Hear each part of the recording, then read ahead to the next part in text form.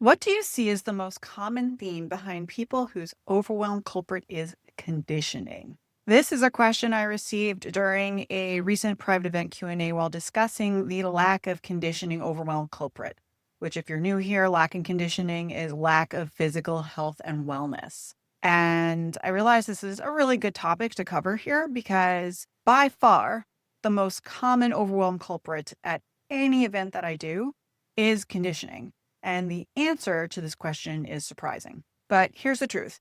If you struggle with taking care of your mental and physical health, it's most likely because you care more about other people's well being than you care about your own. And that needs to change starting now. If you're a high achiever, especially a woman who struggles with making time to take care of your own physical and mental health and wellness, then you're going to want to stick around because by the end of today's episode, you'll know why this happens and exactly what to do to correct it. Hi, and if you're new here, my name is Corrie Logaitis, otherwise known as Corrie Low, and I'm a professional keynote speaker, facilitator, leadership expert, and author who helps high achievers transform overwhelm into confident leadership action, even in times of crisis. Talking about not taking care of your own physical health and wellness, I understand the true cost of this because it happened to me. So this all happened after having my daughter. It was about 5 years ago at the time of this recording. And while I owned my business and I spent time in it, it wasn't generating as much revenue as it did when I had the capacity to be full-time in it. And that made me feel like I was a stay-at-home parent, which no shade to stay-at-home parents at all. It was just very, very different for me after having been a full-time working mom through all of my corporate career to now have my own business and be in a position where I wasn't able to spend as much time in it and have it directly impact my revenue. It's very, very different when you're working in corporate and you have a very reliable paycheck. When you're an entrepreneur, the amount of time that you're putting into your business, I shouldn't actually say that because a lot of times too, money isn't necessarily always connected to time, but it is connected to attention. And because I didn't have that attention into my business, my attention was, and obviously being a new mom to my daughter, I did have a revenue drop off. And this had me having all sorts of conflicting feelings surrounding it. So at this time, we were, for the most part, entirely living off my husband's income. So that to me made it feel like it was my job to handle everything with the kids since my income was so reduced. So this resulted me in doing all of the night feedings since my daughter was exclusively breastfed. And as a result of that, I really wasn't getting enough sleep. And I was also at that time trying to eat healthy, but I found it really difficult to manage doing so because for me, meal prep is a very important part of it because I do have a lot of food intolerances. And it was near impossible for me to be able to eat healthier because I am the only cook for my household. And because my attention was with my daughter, I couldn't really do that. So I really wasn't eating as well as I should have been. So I'm barely holding it together, but I'm still muscling through all of it since that's how I felt that I was best contributing to our household. And my way to do this was by handling all of the kids. Now, mind you, we do have 4 in 2 different school districts, right? And at this time, one of them was an infant. So we wind up going, or I should say, me and the kids end up going on this weekend trip with my family to celebrate my mom's birthday. And my husband had to stay back due to work at the time. So it was just me with the kids, and I had my parents there and my brother and my sister-in-law and their kid. And through the course of this weekend, between the late night hours, keeping the baby up because we were going up for dinner later than her bedtime. So she was up in all sorts of wacky, plus just overall changes in routine. I got max maybe 2 to 3 hours of sleep each night on this trip. So on the way home, and we had carpooled with my parents, as a result of me not getting the sleep, I had a complete and total mental breakdown where I felt this strong impulse to just jump out of the moving vehicle. So it was very, very serious. At that point, by the time we got home, my parents didn't feel safe having me drive the kids back to my house from their house. They ended up calling my husband. It was this whole intervention thing. And at that point, everyone was like, you need to go to therapy. You probably have postpartum depression. So we had assumed it was postpartum depression. And so I start working with my therapist again. And I've talked about my therapist multiple times. I've worked with her through multiple different issues over the course of the last decade. So I start working with her again during this phase. And through that work, we discover that it wasn't postpartum depression. It was actually a complete and utter lack of self-care hygiene, specifically sleep. So during the course of my sessions with my therapist, she calls me out on this. It was very easy for me to see how my own self-limiting beliefs contributed to this breakdown and how it could have been entirely prevented altogether had I not continually put everybody else's needs before my own. So I'd love to know, is what I'm sharing resonating? Is this something that you've experienced as well? Share yours in the comments. I would love to hear more about how you've experienced this. So from here, in order to discover what we need to do first to solve this issue of us constantly putting other people's needs in front of our own, we need to understand where this belief even came from. And I've done so much research on this. It's part of a couple of keynotes that I give. But in general, when you look at the data, women in particular, through generations, have been known that our worth is tied to our ability to serve others. And there's a reason for that. And it's because women were not always working. Women relied on men, their partners, to be able to provide for the family because they weren't out there actually earning money. They were working in the home. But now we're in this scenario where you have both parents working outside of the home, and it is very common. And women can earn financially. We're not dependent on our partners. But these beliefs are still deeply ingrained in our psyches because it's only been roughly a generation or so since women can even do things like purchase vehicles or own homes on their own. Back in, I believe, the 70s and the 80s, women still had to get cosigners for stuff like that. And I was born in the 80s, not to age myself. But there's a reason why, when you look at it this way, why women just automatically default to feeling like we need to put everybody else's needs before our own, because that is how we survived.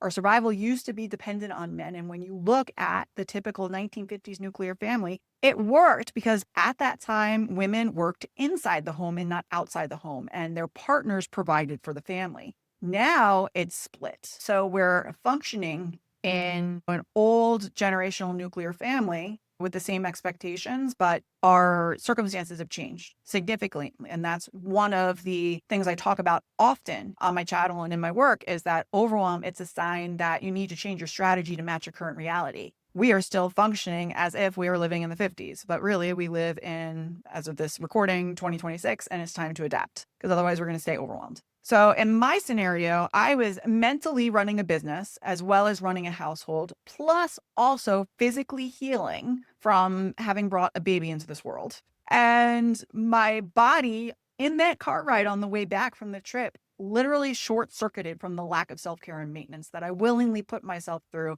to care for others. And that came at a cost. So let's break down the hidden costs of what happens when you become depleted and you keep putting everybody in front of yourself. When you become physically and mentally depleted, you become the bottleneck in every single system that you're in. So looking at me as an example, during this time, I was not a great mom because I didn't have the mental capacity to be fully focused. I wasn't a great wife because I was doing everything myself and grinding myself into the ground and didn't have energy to actually engage with my husband or the people around me. And I also wasn't a great business owner because my mind and my body could not function. So why am I choosing to only show up as 50% of myself? It doesn't make any sense. And your depletion can also become a safety issue.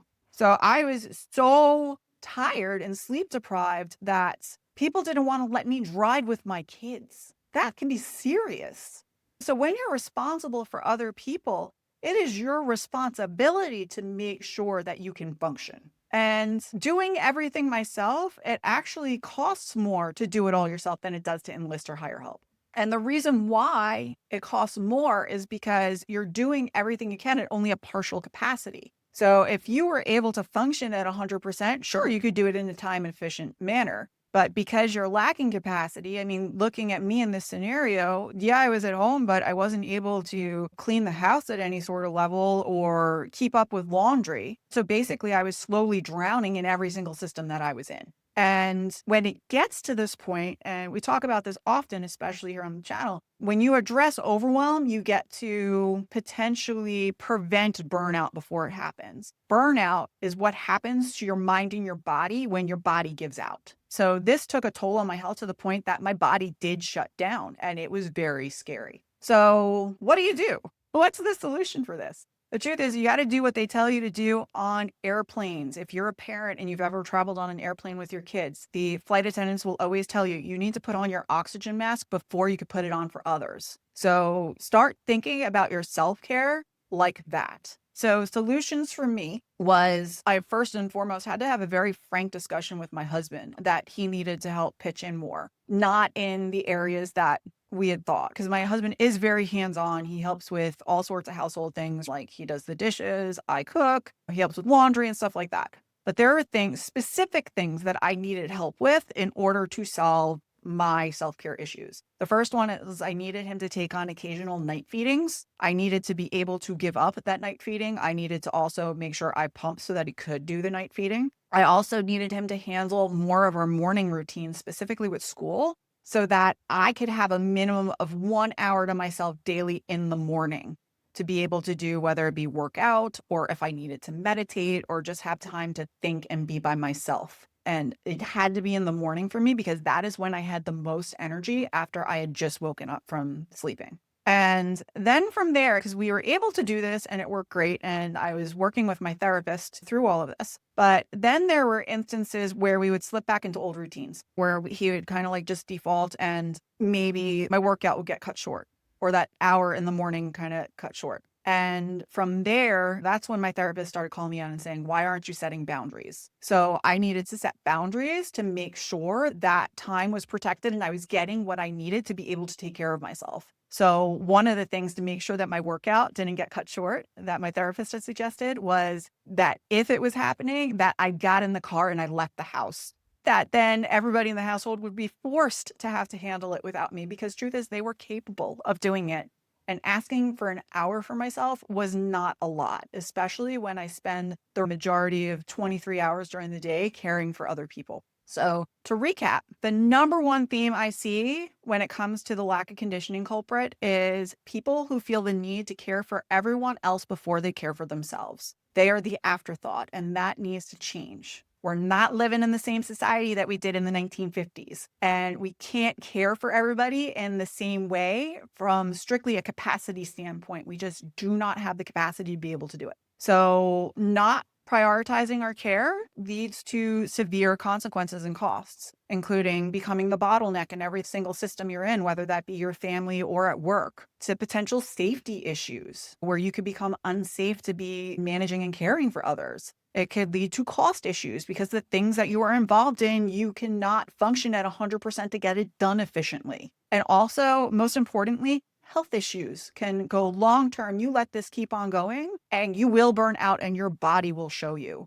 by shutting down. So what do you need to do next? That's simple. Make sure that you're putting on your own oxygen mask before putting it on for anybody else. So this goes back to, and we just did an episode on this very recently, what is your minimum viable plan when it comes to your health and your wellness, and making sure that you stick to it and keeping yourself accountable. So hopefully you found my sharing this today helpful. If you have any questions that you would like for me to answer, whether it be on this topic or maybe even something new, feel free to leave a comment and we just may feature it on a future episode. And if what I've shared today really resonates and you want to know for sure whether the lack of conditioning culprit is what's holding you back at this point, I invite you to take my free quiz, which you can find linked in the show notes. You can also learn more ways to work with me, whether that be one-on-one through coaching and advisory, where I can help hold you accountable to taking care of yourself, or with your organization or team through my speaking offers. And you can learn all about that in the show notes as well. Thank you so much for being here, and I will see you on the next episode. See you then. Thanks for checking out The Next Step with Corrie Lowe. If this episode resonated with you, share it with a friend, subscribe, and leave a review. Together, we'll transform overwhelm into action, and we'll keep taking the next step towards confident leadership. See you next time.